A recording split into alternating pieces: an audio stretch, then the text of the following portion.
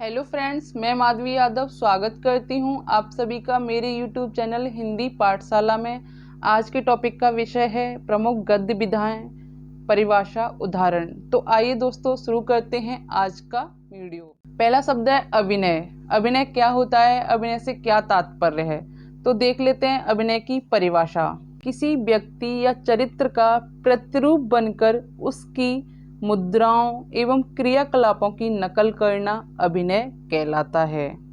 दूसरा शब्द है अनुकृति। अनुकृति से तात्पर्य क्या है, अनुकृति की परिभाषा क्या है, तो देख लेते हैं। किसी रचना, चित्र या कलात्मक कृति की नकल की हुई प्रतिलिपि को अनुकृति कहते हैं। तीसरा है आंचलिक उपन्यास। आंचलिक उपन्यास की परिभाषा देख लेते हैं। तो आंचलिक उपन्यास की वातावरण, भौगोलिक परिवेश, संस्कृति, ये सब हम किस तरीके से देखते हैं, किस तरीके से हम आंचलिक उपन्यास लिखते हैं। तो आइए दोस्तों परिभाषा देख लेते हैं। जो उपन्यास किसी क्षेत्र विशेष की संस्कृति, वातावरण एवं समस्याओं को आधार बनाकर लिखा जाता है उसे आंचलिक उपन्यास कहते हैं। उदाहरण मैला आंचल, लेखक हैं फर्डिसन नाथ रेणु।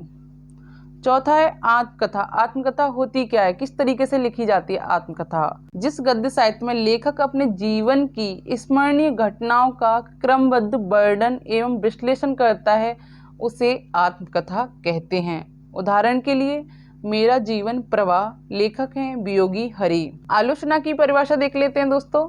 आलोचना क्या है, आलोचना से क्या तात्पर्य है, किस तरीके से आलोचना की जाती है, तो देख लेते हैं। आलोचना की परिभाषा किसी रचना के गुण दोषों के निष्पक्ष विश्लेषण को आलोचना कहते हैं। उदाहरण प्रेमचंद की उपन्यास कला, लेखक हैं पंडित जनार्दन प्रसाद। विशेष है इसे समालोचना या समीक्षा के नाम से भी जाना जाता है। इतिहास की परिभाषा देख लेते हैं। इतिहास क्या है, इतिहास की परिभाषा देख लेते हैं। इतिहास से क्या तात्पर्य है? भूतकालीन। भूतकालीन मतलब अतीत। भूतकालीन घटनाओं एवं तथ्यों के क्रमबद्ध एवं तिथिबद्ध विवरण को इतिहास कहते हैं। उदाहरण के लिए हिंदी साहित्य का इतिहास, लेखक आचार्य रामचंद्र शुक्ल। उपन्यास की परिभाषा क्या है? उपन्यास किसे कहते हैं? तो पात्रों के चरित्र चित्रण, संवाद, घटनाओं एवं भावनात्मक अभिव्यक्तियों के माध्यम से किसी कथा वस्तु की सर्वांगीण, उद्देश्यपूर्ण एवं कलात्मक प्रस्तुति को उपन्यास कहा जाता है। उदाहरण गोदान, लेखक हैं प्रेमचंद। एकांकी क्या है? एकांकी किसे कहते हैं? एकांकी से क्या तात्पर्य है, तो देख लेते हैं एकांकी की परिभाषा। एकांकी उस नाटक को कहते हैं जिसमें नाटककार किसी एक उद्देश्य, भाव या विशिष्ट घटनाओं को एक ही अंक में प्रस्तुत करता है। उदाहरण अंडे के छिलके, लेखक हैं मोहन राकेश। कथा वस्तु क्या होती है? कथा वस्तु किसी रचना में प्रयुक्त सभी घटनाओं के क्रमिक सारांश को कथा वस्तु कहते हैं।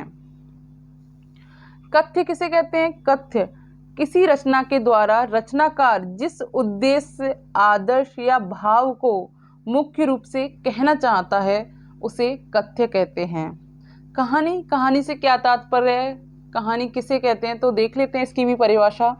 कहानी उस गद्य रचना को कहते हैं जिसमें पात्रों के चरित्र चित्रण एवं घटनाओं के माध्यम से मानव या समाज के किसी आदर्श, चरित्र, भाव या गुण विशेष को संक्षिप्त एवं कलात्मक रूप में प्रस्तुत किया जाता है उसे कहानी कहते हैं। उदाहरण पुरस्कार, लेखक हैं जयशंकर प्रसाद। कहानी की समीक्षा देख लेते हैं। कहानी की समीक्षा देख लेते हैं किस तरीके से समीक्षा की जाती है कहानी की। तो कहानी कला के मुख्य तथ्यों के आधार पर कहानी के गुण दोषों का विश्लेषण कहानी समीक्षा कहलाता है। गद्य किसे कहते हैं? गद्य की परिभाषा क्या होती है? गद्य से क्या तात्पर्य है, तो इसकी भी परिभाषा हम देख लेते हैं। छंद, ताल, लय एवं तुकबंदी के बंधन से मुक्त किंतु विचारात्मक वाक्यों से युक्त रचना को गद्य कहा जाता है जिसमें हृदय की अपेक्षा मस्तिष्क की प्रधानता रहती है। और आगे देख लेते हैं गद्य गीत। गद्य गीत किसे कहते हैं? गद्य गीत से क्या तात्पर्य है? गद्य गीत का क्या अर्थ है, तो इसकी भी हम परिभाषा देख लेते हैं।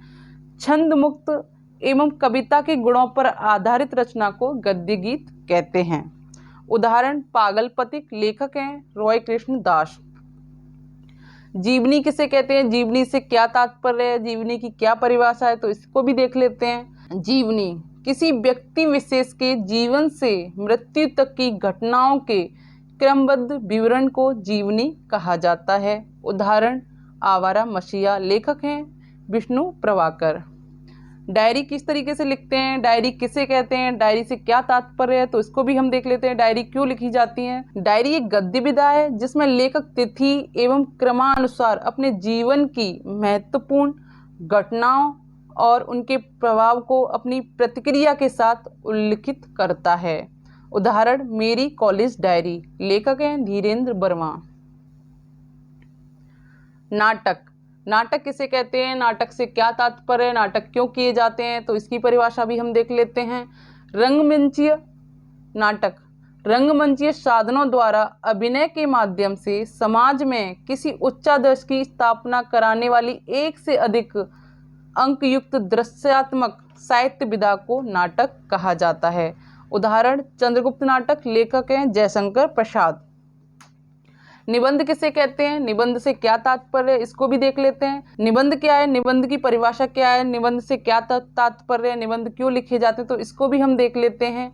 निबंध वह गद्य विधा है जिसमें लेखक सीमित आकार में किसी विषय की सर्वांगीण, स्वच्छंद एवं सुव्यवस्थित व्याख्या प्रस्तुत करता है। उदाहरण आलोचक की आस्था, लेखक डॉक्टर नगेंद्र। पत्रकारिता से क्या तात्पर्य है, पत्रकारिता किसे कहते हैं, तो देख लेते हैं। किसी समाचार पत्र, रेडियो या दूरदर्शन केंद्र आदि के लिए समाचारों के संग्रह, प्रेषण, लेखन, विश्लेषण, संपादन या नियोजन संबंधी कार्य को पत्रकारिता कहते हैं।